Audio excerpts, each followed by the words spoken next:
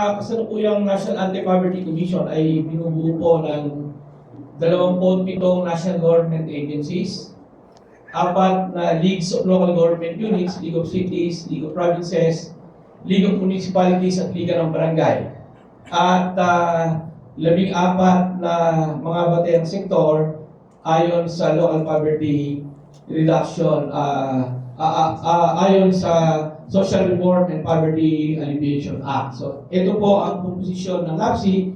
Meron tayong dalawang vice chairperson, one for basic sector, and one from government sector.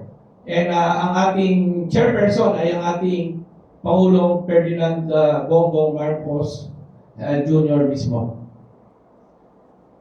Ito po ang ating policy framework. Mayroong 3 batas na tinututuan ng National Anti-Poverty Commission. Yung una, yung nag-create mismo ng NAPSI, the Social Reform and Poverty Alleviation Act. At noong 1997 ito at noong 2019 ay mayroong Magna Carta of the Poor kung saan ay tinatakda na dapat ay meron tayong National Poverty Reduction Plan. At yung another law, ito naman yung para sa mga monitoring at targeting, ito po yung granular data na community-based monitoring system na naisagawa po ngayon.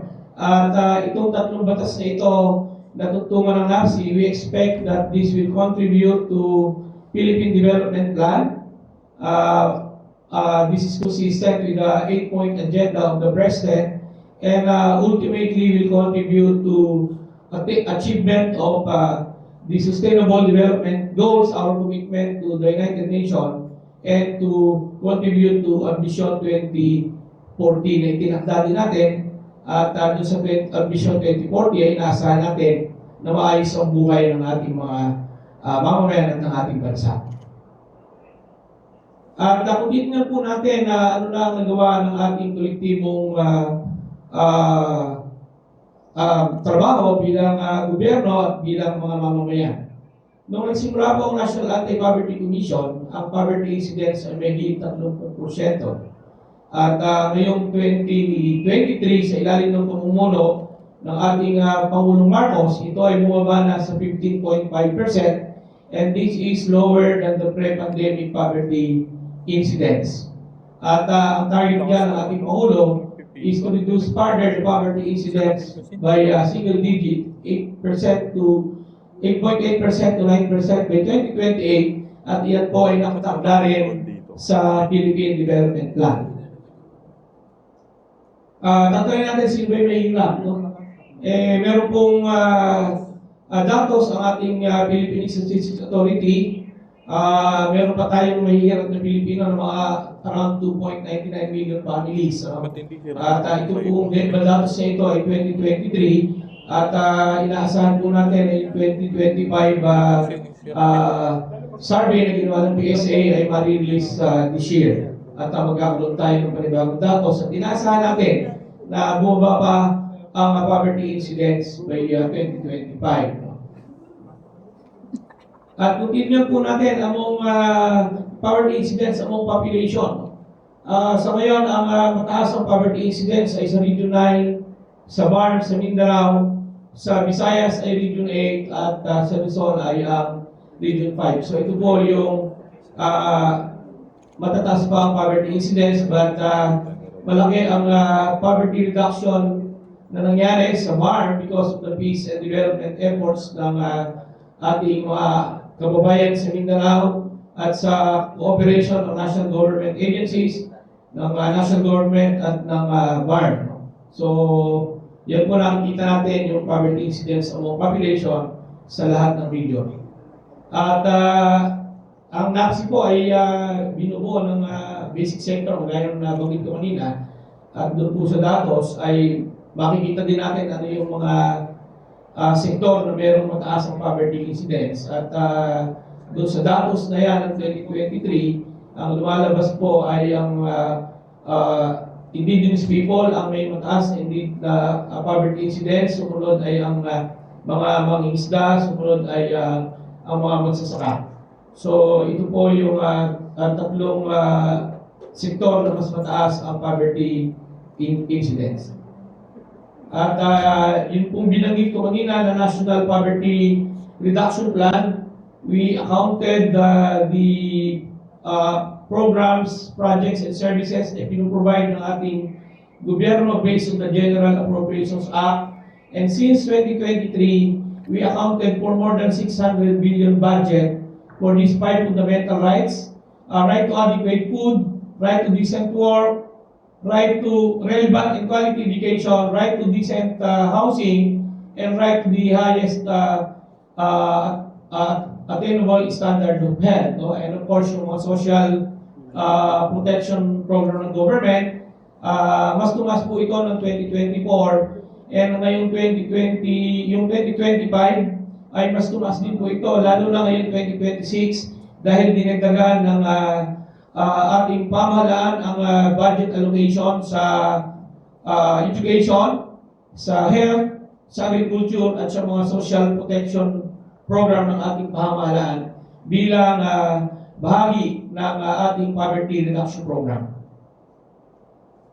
At ito po pagpapatupad ng NPRP, ito po ay ginagabayan ng Joint Memorandum Circular na nilagdaan ng NAPSI, DSWD, DepDep, and PSA. At meron po tayong binuo na National Technical Working Group na nagmo-monitor ito, at kada fundamental rights ay meron tayong binuo na interagency coordinating bodies, at ito ay regular na nagpupulong upang i-monitor ang mga indicators at ano na ang sitwasyon ng mga programa at proyekto ng ating pamahalaan patungkol dito sa mga fundamental rights sector.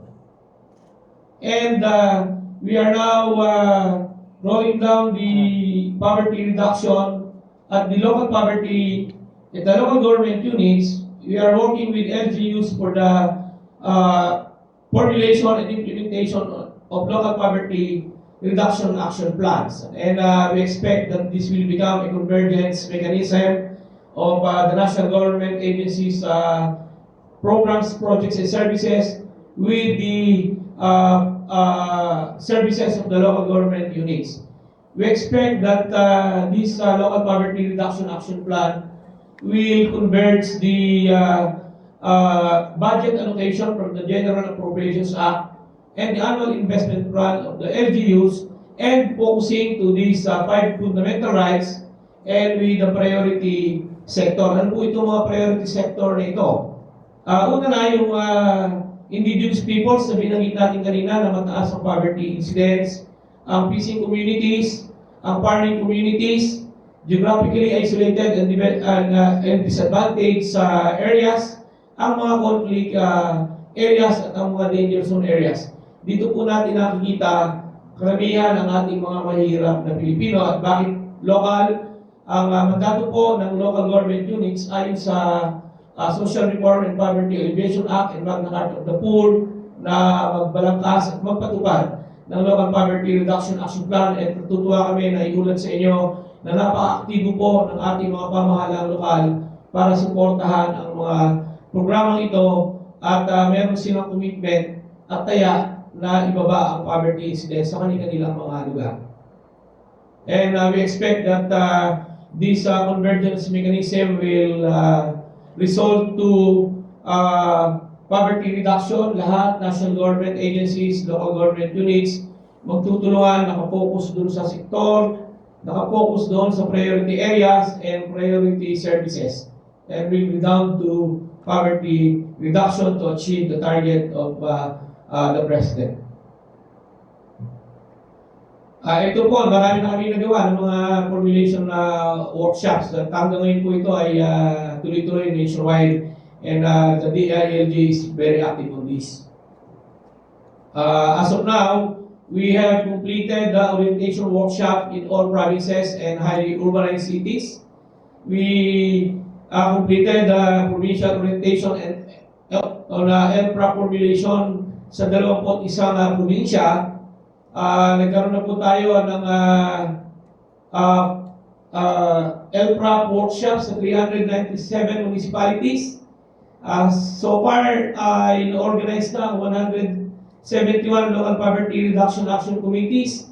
Ang local poverty reduction action committees po ay binubuo ng Batayan Sector at ng LGU departments. No? So this is also a replication of what's happening at the national government in NAPSI. Meron din itong partnership of the government and the basic sector. And so far, yung 207 cities and municipalities yung nakatapos na po nung formulation workshop at ito ay dumadaan na at nag-undergo ng processing in their local sanggunian. And we expect that we complete this more than 1,500 local government units this year. And yung basic sector po natin, at the regional level, we organize the regional basic sector coordinating council composed of our 14 basic sector council members at sila po yung directly engaging with the regional line agencies as well as with the regional development councils. No? At in terms of ang mandato ng NAPSI I can summarize into 4. One is policy, development, and coordination. Second is program monitoring, which yun pong tinalahan ko nina sa NPRP. Yung pangatlo ay capacity building ng mga basic sector. This is why we have extensive institutional mechanism opening the participation and representation of the basic sector, and the fourth one is the facilitation of microfinance services through People's Development Trust Fund, which we are currently working on with our concerned government agencies. And to show you the priority agenda of the basic sector under the National Anti-Poverty Action Agenda, we match this with the priority bill supleda, and the NAPSI is supporting all these priority bills identified in the LEDA submitted to the legislative processes. And meron din pong priority legislative agenda ang ating mga Batayan Sector, ang artisanal fisher folk, and children, cooperatives, farmers, landless rural workers, ang ating formal labor and migrant workers, non-government organization, indigenous peoples, persons with disabilities. Inilatag po nila yung kanilang mga priority agenda bukod doon sa priority agenda na inilatag sa LEDA. And also senior citizen, urban poor, victims of disaster and calamities, workers in the informal sector, women, youth, and students. And we are glad that both houses of Congress is very much open and engaging the sectors in their respective legislative processes. Pinapakinggan po nila ang boses at tinig ng ating mga Batayan Sector sa mga ginagawa na mga committee meetings, mga public hearings, sa mga bills na nakasulat dito sa kanilang mga priority agenda. We are actively participating in these processes. I think that's all, Sir Darrell, for now. And ang aming panawagan, ang whole of nation, whole of government, whole of society approach is our collective action against poverty, or ang ating sama-samang aksyon laban sa kahirapan. Maraming salamat. Maraming salamat po, Sir Lope. Ano? And you've discussed so many po na agenda items. But pwede po ba natin pag-usapan, isa sa mga items na nasama po natin sa agenda, yung tulong para sa mga calamity-stricken natin ng mga kasamahan. Ano? Meron po ba tayo, pinaka-recent po na calamity ay yung nangyari sa General Santos City. Ano po ba ang nagawa na ng NAPSI o ginagawa ng NAPSI para po maibsan yung pinagdadaanan ng ating mga kapwa Pilipino? Ang NAPSI is a coordinating body We are not an implementing agency. But NAFC member agencies are mandated to carry out those necessary services. No? Makikita niyo siguro, nandun agad yung Department of Social Welfare and Development. Nakita na natin kaagad doon si Secretary Rex. Member po ang DSWD ng NAFC. Ang Office of Civil Defense, ito po ay member din ng NAFC. Nandun na rin kaagad ang tulong ng Department of Agriculture. Member din po yung NAFC. And other than the NAFC member agencies, ay nandun na rin yung iba pang ahensya. Nakita na natin doon ang DPWH. Nakita na natin doon yung transportation. So palagi ko, yung convergence mechanism na pinag-uusapan natin is happening in this instance. And aside from that, yung ating local government units, yung ating League of Provinces, League of Cities ay very active at ang ating Vice Chairperson for Government Sector is no other than the Governor of South Cotabato, Governor Tamayo, who also happened to be the President of the League of Provinces of the Philippines. Nakita natin sila, binigyan nila ng briefing ang ating Pangulo. And I think yung ating mga NAFC member agencies and even non-NAFC member agencies are already on the ground providing the necessary programs, projects, and services for the disaster-stricken areas. Thank you, Secretary. We will be asking some questions na pinadala po sa atin online in a while. For now, we will prioritize po yung on-site natin ng media practitioners. Sir Mark. Maraming po salamat. So sa punto ito ay ating simulan ng question and answer. Para sa ating ground rules, bibigyan ng pagkakataon ng media para sa isang tanong at isang follow-up question. Only questions related to the press conference will be entertained. Maaaring gamitin ng mikropono dito po sa ating gawing harapan. Sabihin lang po ang inyong pangalan at media organization. We now open the floor to ask questions.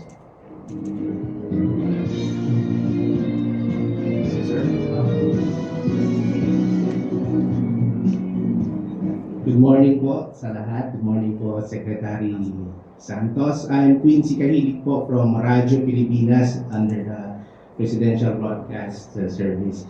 Sir, ang tanong ko lang po ay, since kayo po ay may kaugnayan ng yung mga ginagawa sa efforts ng pamahalaan to reduce poverty. Kasi po, sa dami ng efforts ng ating gobyerno, kasama po din yung pagbibigay ng ayuda sa ating mga kababayang nasa laylayan po. Pero may mga ilang sektor, ilang mga grupo na, ilang mga kababayan din natin na kinikriticize yung pagbibigay ng ayuda at naging mainit na topic nga rin yan sa netong mga nakaraan, ano yun, sa subsidies sa kuryente. Ganyan. So ano po ang, ano niyo po, ang stance niyo po doon, paliwanag niyo po sa ating mga kababayan kung gaano po ba ka-epektibo itong pagbibigay tulong sa ating mga kababayan. Itong pagbibigay nga po ng ayuda dahil ng 4 Ps. Yan po may mga ano po, critic po niyan. So ano po ang paliwanag po dito doon, Secretary? Well, pangunahing mandato ng Estado ay magbigay ng welfare sa ating mga mamamayan. No? At itong mga sinasabi nating ayuda, ito ay mga emergency assistance at inaasahan natin ay ibinibigay ng ating pamahalaan dun sa mas nangangailangan. Ang naintindihan natin yung critic ng mga iba nating mga kababayan sapagkat nakikita nila yung mga suliranin sa implementation on the ground, but our concerned government agencies are adjusting and working on the implementation. Meron naman silang mga implementing guidelines. But we are more than that. The poverty reduction is more than the ayuda. No? Meron tayong mga sustainable programs na ginagawa.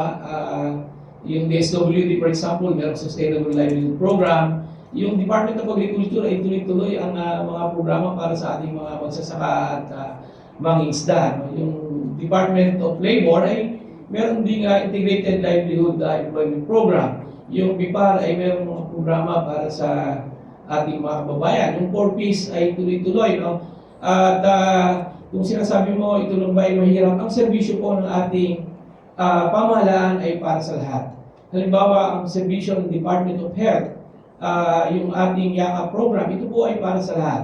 yung serbisyo na binibigay ng Department of Education para sa mga libreng but basic education, ang ibinibigay ng TESDA na training scholarship at ng CHED for example, para sa free tuition sa state colleges and universities. Ito po ay para sa lahat na nakakapasok doon sa kanilang mga opisina. So, sinusuportahan po ang lahat ng ating mamamayan, ng ating pamahalaan. Meron lamang talagang mga pagkakataon na nagbibigay ng ayuda sapagkat alam natin na ito ay pangailangan, lalo na ngayon na merong national energy emergency. At nakita niyo siguro yung ipin-prioritize ng ating Pangulo na binigyan sa pamamagitan ng DSWD. At sa ngayon, sa pagpapabilis ng ating programa, yung Local Government Support Fund para sa mga local government units natin ay tuloy-tuloy po. Ito yung bawat bayan makikinabang, bawat barangay makikinabang. Ito po yung ginagawa ng ating isang programa lamang po ito, pero ito po ay para sa lahat. Follow up lang po, Secretary. So lahat po itong mga efforts na ito ng ating pamahalaan, lahat po ito naka-contribute dun sa nabanggit nyo kanina malaking reduction ng bilang ng kahirapan sa ating bansa. Masasabi po ba natin malaking tulong itong mga efforts na ito ng ating administrasyon sa ilalim ni Pangulong Marcos Jr.? Well, itong public investment na ito na binanggit ko dun sa naka-distribute sa 5 fundamental rights, I'm sure this contribute to poverty reduction programs. And dahil whole of government and whole of nation yung approach ng ating Pangulo, meron din kontribusyon ang ating mga private sector, kontribusyon ang local government, at kontribusyon ang mga development partners sapagkat sila rin yung nag-generate ng negosyo, sila yung nag-create ng employment, at malaking tulong itong business and enterprise development para dito sa poverty reduction program. Okay, maraming salamat po. Sige po, next question po. Sige.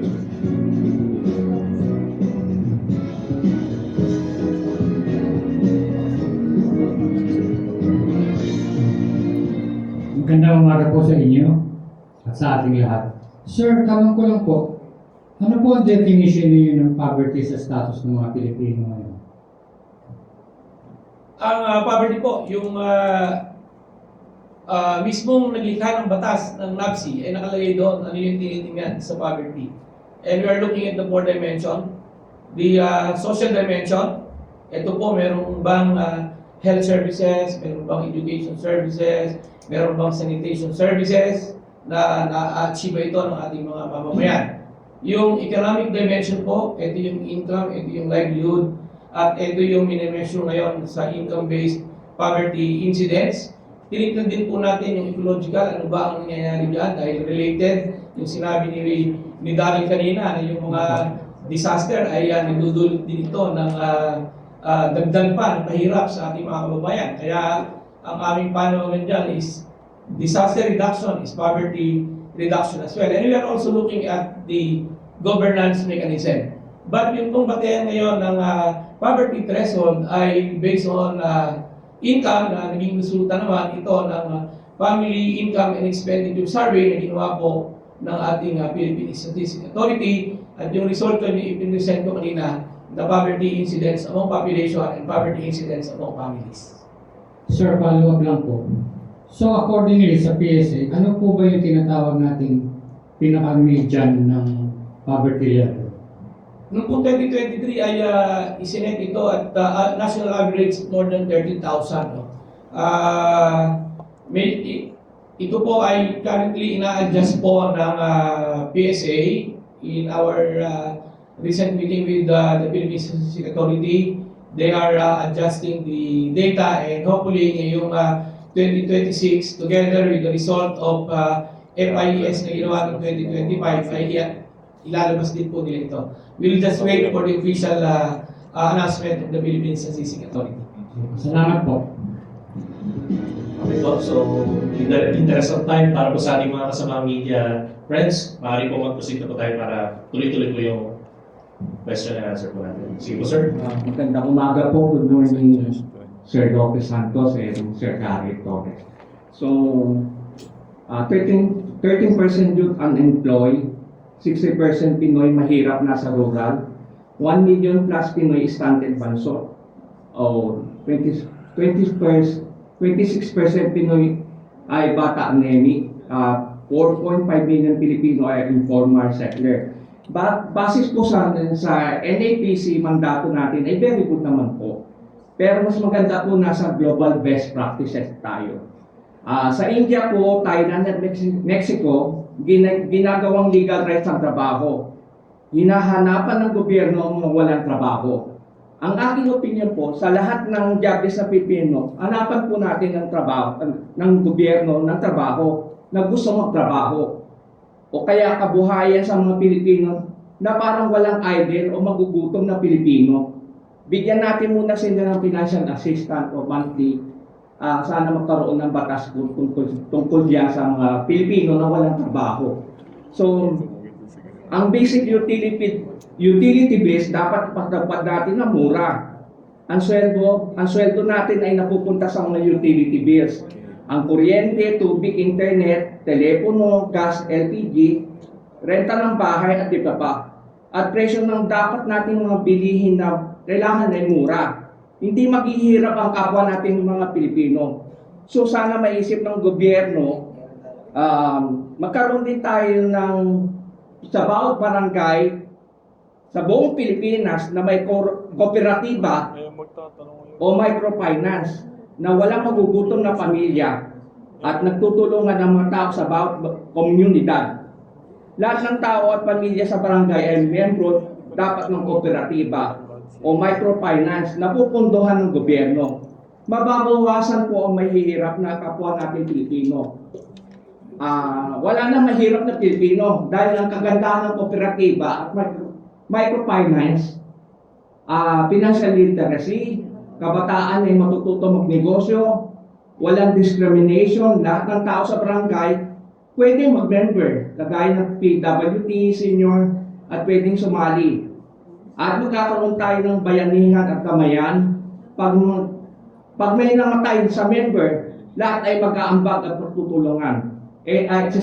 Isa pa ay pamatagalan as stability. That will be all. Thank you. Maraming salamat po. Napakadami nung sinabi ninyo. Palagay ko naman ay ang lahat ng iyan ay bukas po ang iba't ibang ahensya ng ating pamahalaan down to barangay level, no?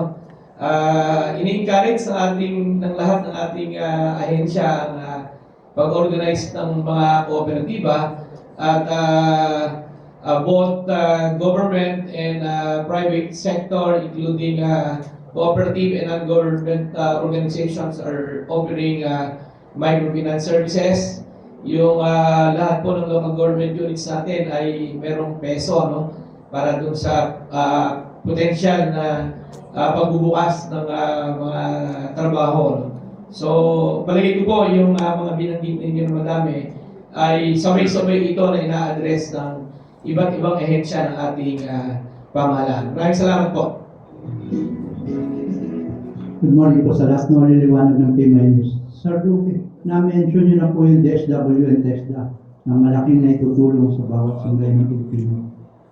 Meron po bang collaboration o programa ang NAPSI sa PCSO and NAPOCOR na mabilis na sumusuporta sa sambayan ng Pilipino? Thank you po.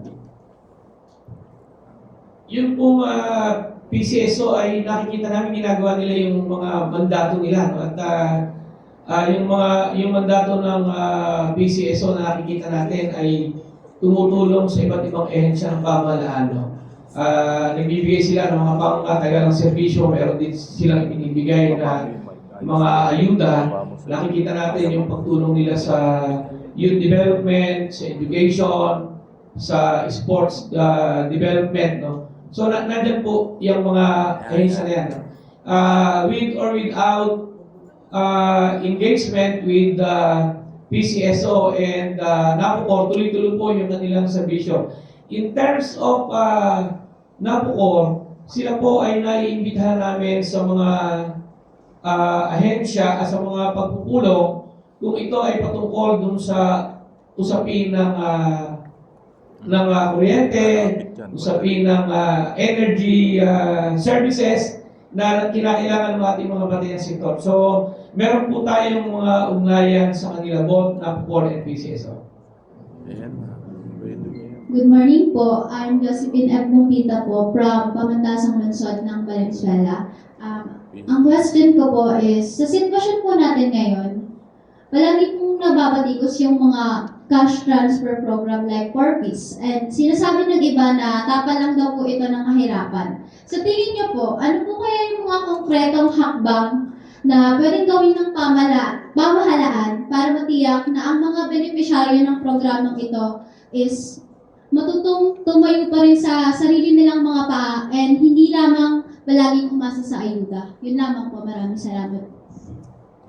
Yun pong Forbes is Human Capital Development Investment. And this is cash transfer. Conditional cash transfer. Merong kondisyon. Hindi lang ito basta namimigay ng pera. Merong kondisyon. Ano yung kondisyon? Dapat yung pregnant woman at saka yung mga anak nila ay pinapacheck nila sa center. Bakit? Para ma-encourage na makita ba, double check o ma-check ng ating pamahalaan yung kalusugan ng mga bata at ang state. So, pinagbubuntis pa lang, nandun na yung 4Ps. Pag nag-aaral sila, sinusuportahan ulit ng 4Ps. From kinder to grade 6, ay hanggang high school na yata ngayon, sinusuportahan ito ng 4Ps. Pag wala na sila sa eskwelahan, pag nag-drop out sila, nawawala. So, mayroong kondisyon. Bakit? Para ma-encourage yung school participation, pumasok sila. At nakita niyo siguro yung mga kwento ng mga beneficiaryo ng 4Ps, malaki na yung impact sa kanila. At naikukwento yan nila at ng DSWD. So ito ay, ang target natin dito ay pangmatagalang solusyon sa kahirapan. At sa gayon ay yung intergenerational cycle of poverty ay mawala. Bakit? Pag nakapag-aaral ito, nagtuloy-tuloy sila, nakapagtrabaho, ang maiangat niya ay buong pamilya niya. Di ba? And itong 4Ps families, alam natin hindi na makakasya yung binibigay ng 4Ps lang. So bukod doon ay talagang nagtatrabaho yung mga pamilya na ito. Ang bilang nito ay ang mahirap na pamilya na binanggit ko kanina ay 2.99 million families. Yung beneficiaries ng 4Ps ay more than 4 million families, households. No?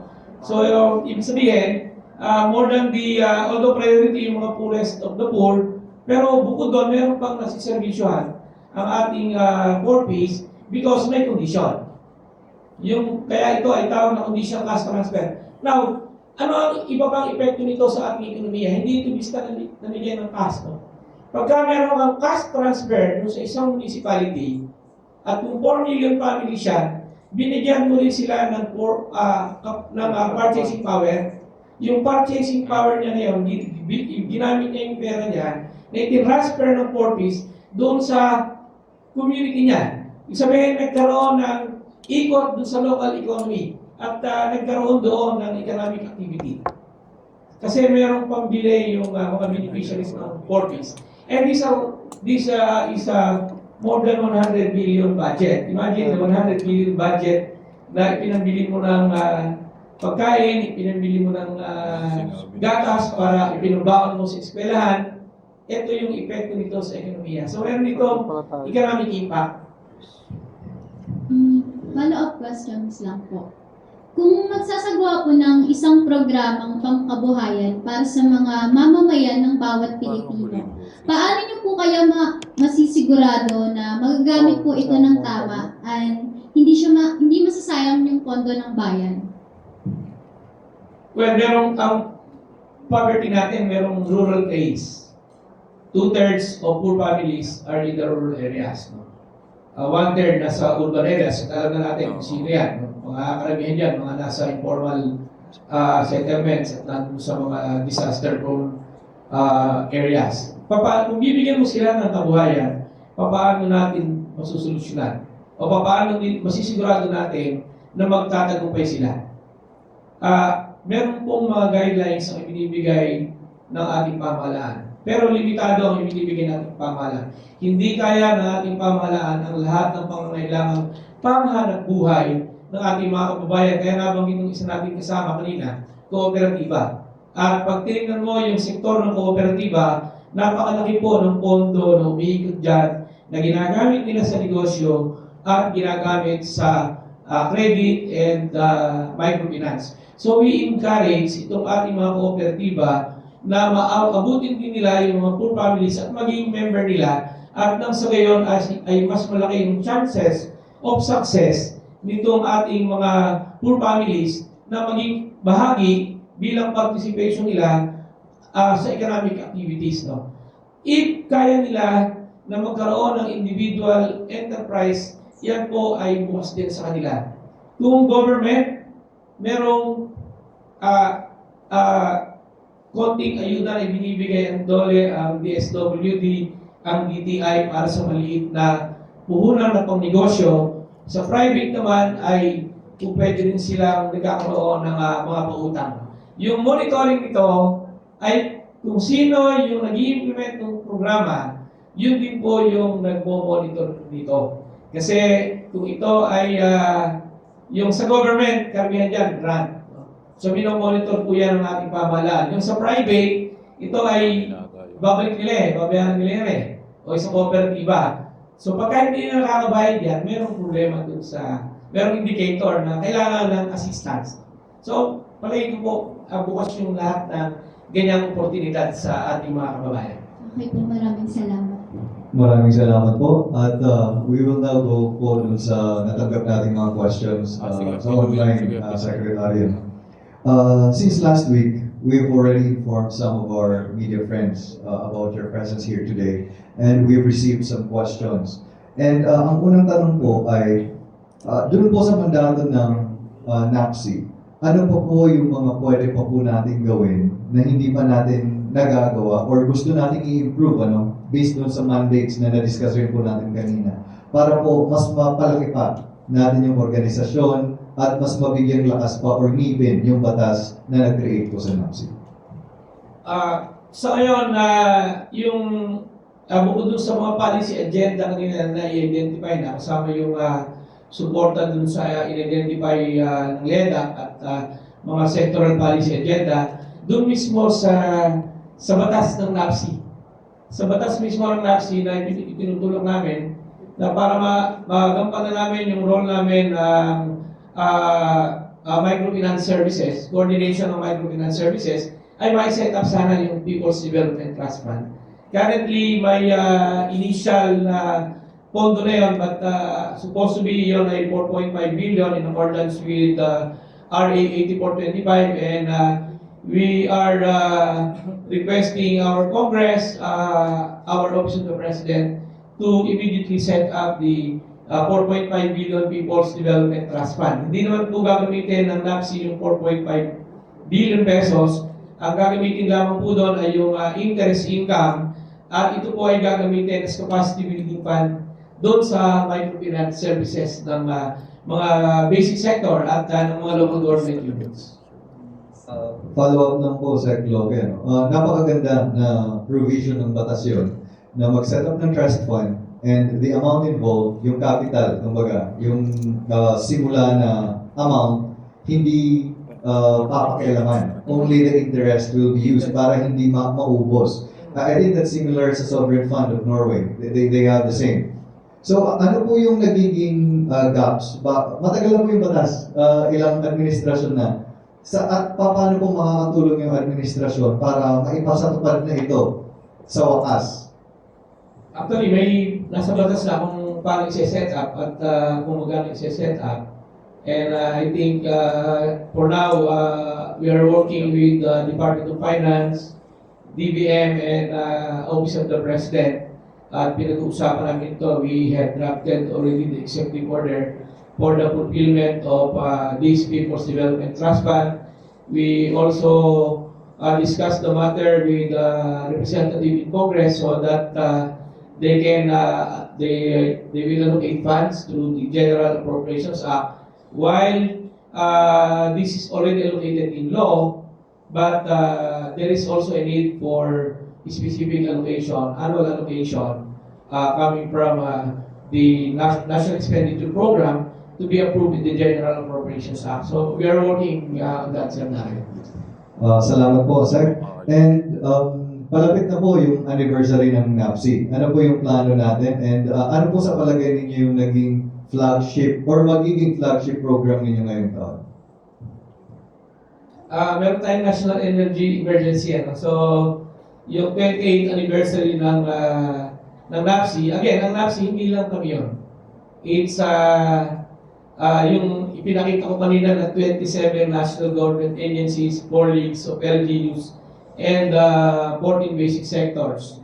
Kaya yung aming anniversary ngayon ay gagawin po namin sa isang community na sa tingin namin ay naging matagumpay ang convergence ng iba't ibang ahensya ng pamahalaan ng local government units at ng mga basic sector. Meron kaming isang community na nagkaroon din ng activity na doon ang NAPSI with NGAs at nakita natin doon yung binanggit ko rin ng 5 fundamental rights. So, ito ay isang disiplina village na namin gagawin sa Valenzuela na kung saan ay epektibo na nabigyan ng serbisyo ang mamamayan natin in terms of housing, in terms of adequate food, health, livelihood, employment and livelihood as well as education. Nag-set up din ng school doon ang DepEd at yung National Housing Authority ay meron din doon housing programs. At makikita natin ito. Kaya yung aming 28th anniversary, we would like to highlight the success of a convergence program na kung saan ay makita natin doon yung sama-samang pag-aksyon laban sa kahirapan. So this is our flagship program, Aksyon Laban sa Kahirapan. Thank you, Sec. And to finally wrap up, in the interest of time, ang bilis ng oras, alas 11 na po. Nakikita po natin yung ginagawa ng NAPSI, nakikita rin natin na napakarami, napakalawak, but still marami pang gaps. Kung sakali pong meron tayong mga civil society organizations na nakikinig ngayon, NGOs, private sector, or even GOCCs na gustong tumulong sa NAPSI to pursue yung kanyang mga programa. Saan po pala yung opisina ng NAPSI ngayon, Sec? Saan ka pwedeng puntahan for consultation? Even for ordinary Filipinos, mayroong gustong itanong, saan po kayo pwedeng puntahan? Or meron po ba kayong hotline or website na pwedeng, kung gusto kayong lapitan, Sec, ito yung pupuntahan nila? Sir Darrell, ang National Anti-Poverty Commission ay nasa second floor lang ng Philippine Coconut Authority. Dito lang sa Elliptical Road. And kung gusto pong lumahok sa amin ng iba pang mga civil society organization, we have now a basic sector accreditation and recognition policies where you can be part of our efforts, either joining our policy advocacy in Senate, in Congress, and strengthening our institutional partnership with our national government agencies. And at the regional and local level, pwede sila mag-participate dun sa aming Local Poverty Reduction Action Committee. And sa NDRRMC, kami rin ay merong automatic representation ng ating basic sector sa lahat ng Local Disaster Risk Reduction Management Council down to barangay level. And we are working on that, mobilizing the basic sector to fill the representation kasi ito yung kanilang panawagan. Meaningful representation and participation of basic sector in all levels of governance. And I think the BBM administration has laid down and adopted this institutional mechanism where all the basic sector can have participation in all levels of governance. Maraming salamat. Sa puntong ito, dyan po nagtatapos ang ating question and answer. Maaari po ba humingi ng closing statement mula po sa ating panel? Well, again, maraming salamat sa PIA sa pagkaroon ng pag-imbita dito sa amin at nais kong pasalamatan yung ating mga ahensya ng pamahalaan na nakikita natin yung kanilang mga serbisyo na ibinibigay sa ating mga kababayan para sa ating poverty reduction program. Ang ang partisipasyon ng local government units dito sa ginagawa nating Local Poverty Reduction Action Plan at ang pakikilahok ng mga batayang sektor sa lahat ng ating effort, ang ating mga development partners, both international and local communities ay nakikipagtulungan po sa lahat ng ating efforts para sa poverty reduction in our country. Maraming salamat. At dito po nagtatapos ang ating PIA press conference. Maraming salamat po sa ating panawin at sa ating mga kasamahan sa media. Hanggang sa susunod na PIA press conference. Magandang araw po sa ating lahat. Mama,